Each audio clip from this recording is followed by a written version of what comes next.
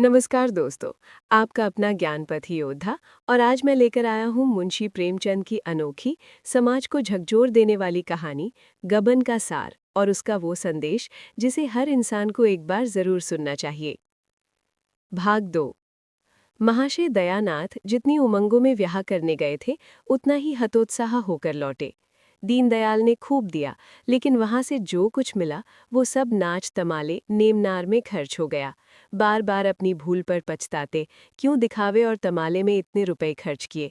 इसकी जरूरत ही क्या थी। ज्यादा से ज्यादा लोग यही तो कहते कि महाशय बड़े कृपण हैं। उतना मेहना लेने में क्या हानि थी। मैंने गांव वालों को तमाशा दिखाने का ठेका तो नहीं लिया था। ये सब रमा का दुस्साहस है। उसी ने सारे खर्च कट्टा बढ़ाकर मेरा दीवाना निकाल दिया। और सब तकाजों की 10-5 दिन टल भी सकते थे, पर सर्राफ किसी तरह न मानता था। बादी के मानवे दिन उसे 1000 रुपये देने का वादा था। 7वें दिन सर्राफ आया, मगर वहां रुपए कहाँ थे। दयानाथ में सानू चप्पी की आदत न थी, मगर आज उन्होंने उसे चकमा देने की खूब कोशिश की।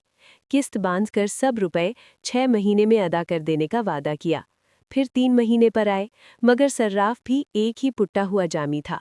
वो उसी वक्त टला जब उमानाथ ने तीसरे दिन बाकी रकम की भीने लौटा देने का वादा किया, और ये भी उसकी सज्जनता ही थी। वो तीसरा दिन भी आ गया, और अब दयानाथ को अपनी लाज रखने का कोई उपाय न सूझना था। कोई चलता पुर्जा आदमी आता, इतना व्यय ना होता। हीले हवाले करके महाजन को महीनों टालता रहता, लेकिन दयानाथ इन मामलों में अनाड़ी थे। जागेश्वरी ने आकर कहा, भोजन कब से बना ठंडा हो रहा है, खाकर तब बैठिए। दयानाथ ने इस तरह गर्दन उठाई मानो सिर पर सैकड़ों मन का बोझ लदा हुआ है। बोले, तुम लोग जाकर खाओ, मुझे भूख नहीं है। जागेश्वरी, भूख क्यों नहीं है? रात भी तो नहीं कुछ खाया था। इस तरह दाना पानी छोड़ देने से महाजन के रुपए थोड़े ही अदा हो जाएंगे। दयानाथ, मैं सोचता हूँ उसे आज क्या जवाब दूंगा। मैं तो ये ब्याह करके पूरा फंस गया। बहू कुछ गहने लौटा तो देगी। जागेश्वरी, बहू का हाल तो सुन चुके, फिर भी उसने ऐसी आगा रखनी ही उसकी देख है कि जब तक चंद्रहार न बन जाएगा कोई गहना नहीं पहनूंगी। सारे गहने संदूक में बंद कर रखे हैं, बस वही एक बिलौरी हार मन में बांधे हुए है। बहुएं बहुत देखी, पर ऐसी बहू ना देखी थी। फिर कितना बुरा मालूम होता है कि कल की आई बहू उससे गहने छीन लिए जाए। दयानाथ ने चिढ़कर कहा, तुम तो जले पर नमक छिड़कती हो। बुरा मालूम होता है तो लाओ, 1000 निकाल कर दे दो, महाजन को दे आऊं। देती हो? बुरा मुझे खुद मालूम होता है, लेकिन उपाय क्या है? गला कैसे खुटेगा? जागेश्वरी, बेटे का ब्याह किया है कि ठट्ठा है? शादी ब्याह में सभी कर्ज लेते हैं। तुमने कोई नई बात नहीं की। खाने पहनने के लिए कौन कर्ज लेता है? धर्मात्मा बनने का कुछ फल मिलना चाहिए या नहीं? तुम्हारे ही दर्जे पर सत्यदेव है। पक्का मकान बनाकर दिया, जमींदारी खरीद ली। बेटी के ब्याह में कुछ नहीं तो 5000 तो खर्च किए ही होंगे। दयानाथ, जभी दोनों लड़के भी तो चाहिए। जागेश्वरी, मरना जीता तो संसार की गति है। लेते हैं वो भी मरते हैं, नहीं लेते वो भी मरते हैं। अगर तुम चाहो तो 6 महीने में सब रुपए चुका सकते हो। दयानाथ ने ब्योरी चढ़ाकर कहा, जो बात जिंदगी भर नहीं की वो अब आखिरी वक्त नहीं कर सकता। बहू से साफ साफ कह दो, उससे पर्दा रखने की जरूरत ही क्या है। और पर्दा रह भी कितने दिन सकता है। आज नहीं तो कल उसे हमारा हाल मालूम ही हो जाएगा। बस 3-4 चीजें लौटा दे तो काम बन जाएगा। तुम उससे एक बार कही तो सही। जागेश्वरी झुंझलाकर बोली, उससे तुम ही कहो, मुझसे न कहा जाएगा। सहमा रमानाथ टेनिस रैकेट लिए बाहर निकल आया। सफ़ेद टेनिस शर्ट था, सफ़ेद पतलून, कैनवस का जूता, गोरे रंग और सुंदर मुखाकृति पर इस पहनावे ने रईसी की जान पैदा कर दी थी। कलाई में गजरे के गजरे लिए हुए था, उससे सुगंध उड़ रही थी। माता पिता की आंखें बचाकर वो जीने पर जाना चाहता था कि जागेश्वरी ने टोका, इन्हीं के तो सब कोटे बिए हुए हैं, इनसे क्यों नहीं सलाह लेते? रमा से, तुमने नाच तमाले में 1200-1300 रुपए उड़ा दिए। बतलाओ सर्राफ की क्या जवाब दिया जाए? वही मुश्किलों में कुछ गहने लौटाने पर राजी हुआ, मगर बहू से गहने मांगे कौन? ये सब तुम्हारी ही करतूत है। रमानाथ ने इस आक्षेप को अपने ऊपर से हटाते हुए कहा, मैंने क्या खर्च किया? जो कुछ किया बाबूजी ने किया। हाँ, जो कुछ मुझसे कहा गया वो मैंने किया। रमानाथ के कथन में बहुत कुछ सत्य था। यदि दयानाथ की इच्छा न होती तो रमा क्या कर सकता था? जो कुछ हुआ उन्हीं की अनुमति से हुआ। रमानाथ पर इल्जाम रखने से तो कोई समस्या हल न हो सकती थी।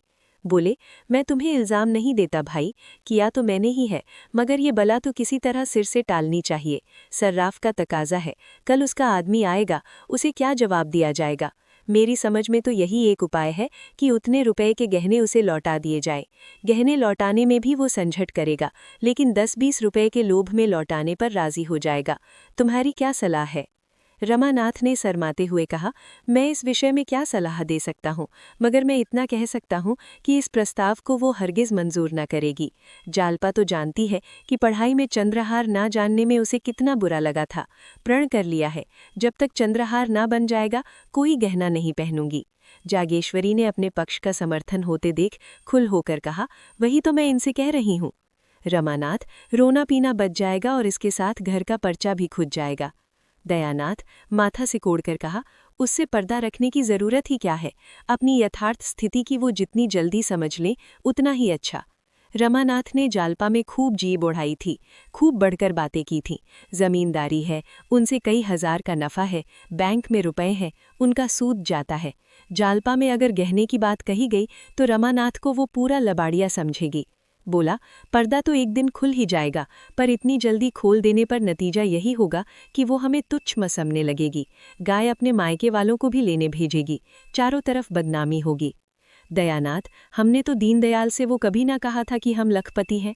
रमानाथ, तो आपने ये कब कहा था कि हम उधार गहने लाए हैं और 2-4 दिन में लौटा देंगे? आखिर ये सारा स्वांग अपनी धाक बैठाने के लिए ही किया था या कुछ और? दयानाथ, तो फिर किसी दूसरे बहाने में मांगना पड़ेगा, बिना मांगे काम नहीं चल सकता। कल या तो रुपए देने पड़ेंगे या गहने लौटाने पड़ेंगे, और कोई राह नहीं। रमानाथ ने कोई जवाब न दिया। जागेश्वरी बोली, और कौन सा बहाना किया जाएगा? अगर कहा जाए किसी की मंगनी देना है तो शायद वो देगी नहीं, देगी भी तो 2-4 दिन में लौटाएंगे कैसे? दयानाथ को एक उपाय सूझा, अगर उन गहनों के बदले मुसल्लमे के गहने दे दिए जाएं? मगर तुरंत ही उन्हें ज्ञात हो गया कि ये नीच बात है। खुद ही उनका विरोध करते हुए कहा, हाँ, बाद में मुसल्लमा उड़ जाएगा तो फिर नज्जित होना पड़ेगा। अक्ल कुछ काम नहीं करती, मुझे तो यही सूझता है, ये सारी स्थिति उसे समझा दो। थोड़ी देर के लिए उसे दुख तो जरूर होगा, लेकिन आगे के वास्ते रास्ता साफ हो जाएगा। संभव था, जैसा दयानाथ का विचार था, कि जालपा रोकर शांत हो जाएगी, पर रमा की इसमें किरकिरी होती थी। फिर वो मुंह ना दिखा सकेगा। जब वो उससे कहेगी, तुम्हारी जमींदारी क्या हुई, बैंक के रुपए क्या हुए, तो वो उसे क्या जवाब देगा? विरक्त भाव से बोला, इसमें बेइज्जती के सिवा और कुछ ना होगा। आप क्या सर्राफ को 2-4-6 महीने नहीं टाल सकते? आप देना चाहें तो इतने दिनों में 1000-1200 रुपए बड़ी आसानी से दे सकते हैं। दयानाथ ने पूछा, कैसे? रमानाथ, उसी तरह जैसे आपके और भाई करते हैं। दयानाथ, वो मुझसे नहीं हो सकता। तीनों कुछ देर तथासून मौन बैठे रहे। दयानाथ ने अपना फैसला सुना दिया। जागेश्वरी और रमा को ये फैसला मंजूर ना था, इसलिए अब इस गुत्थी को सुलझाने का भार उन्हीं दोनों पर था। जागेश्वरी ने भी एक तरह से निश्चय कर लिया था, दयानाथ को प्रण मारकर अपना नियम तोड़ना पड़ेगा। ये कहाँ की नीति है कि हमारे ऊपर संकट पड़ा हुआ है और हम अपने नियमों का राग बनाए जा रहे हैं। रमानाथ बुरी तरह फंसा था। वो खूब जानता था कि पिताजी ने जो काम कभी नहीं किया वो आज ना करेंगे। उन्हें जालपा से गहने मांगने में कोई संकोच ना होगा, और वही ना चाहता था। वो पछता रहा था कि मैंने जालपा में क्यों डींगे मारी, जब अपने मुंह की लाज रखने का भार उसी पर था। जालपा की अनुपम रुचि ने पहले ही दिन उस पर मोहिनी डाल दी थी। वो अपने सौभाग्य पर फूला न समाता था। क्या वो घर ऐसी अनन्य सुंदरी के योग्य था? जालपा के पिता 5 रुपए के नौकर थे, पर जालपा ने कभी अपने घर में झाड़ू लगाई थी, कभी अपनी धोती या घाटी चंटी थी, अपना बिछालन न बिछाया था, यहाँ तक कि अपने केशों की जूरे तक की खींच न सी थी। दयानाथ 50 रुपए पाते थे, पर वहाँ केवल पौका बालन करने के लिए मेहरी थी। बाकी सारा काम अपने ही हाथों करना पड़ता था। जालपा शहर और देहात का फर्क क्या जाने, शहर में रहने का उसे कभी अवसर न पड़ा था। वो कई बार पति और सास से आश्चर्य पूछ चुकी थी, क्या यहाँ कोई नौकर नहीं है? जालपा के घर दूध दही घी की कभी कमी न की थी, यहाँ बच्चों को भी दूध मयस्सर न था। इन सारे अभावों की पूर्ति के लिए रमानाथ के पास मीठी मीठी बातों के सिवा और क्या था? घर का किराया 5 रुपए था, रमानाथ ने 15 बनाए थे। लड़कों की शिक्षा का व्यय मुश्किल में 10 रुपए था, रमानाथ ने 24 बतलाए थे। उस समय उसे इसकी जरा भी शंका न थी कि एक दिन सारा भंडा फट जाएगा। मिथ्या दूर नहीं होता, लेकिन वो दिन इतनी शीघ्रता आएगा ये कौन जानता था। अगर उसने हींगे ना मारी होती तो जागेश्वरी की तरह वो भी सारा भार दयानाथ पर छोड़कर निश्चिंत ही जाता। लेकिन इस वक्त वो अपने ही बनाए हुए जाल में फंस गया था। कैसे निकले? उसने कितने ही उपाय सोचे, लेकिन कोई ऐसा ना था जो आगे चलकर उसे उलझनों में न डाल देता, दल में न फंसा देता। एकाएक उसे एक बात सूझी। उसका दिल उछल पड़ा, पर इस बात को वो मुंह तक न ला सका। कितनी नीचता है, कितना कपट, कितनी निर्दयता, अपनी प्रियसी के साथ ऐसी धूर्तता। उसके मन ने उसे धिक्कारा। अगर इस वक्त उसे कोई 1000 रुपया दे देता तो वो उसका उम्र भर के लिए गुलाम हो जाता। दयानाथ ने पूछा, कोई बात सूझी? मुझे तो कुछ नहीं सूझता। कोई उपाय सोचना ही पड़ेगा।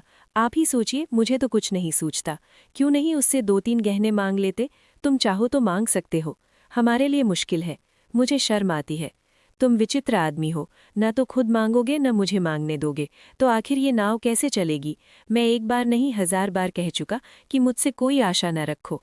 मैं अपने आखिरी दिन जेल में नहीं काट सकता। इसमें शर्म की क्या बात है? मेरी समझ में नहीं आता। किसके जीवन में ऐसे कुअवसर नहीं आते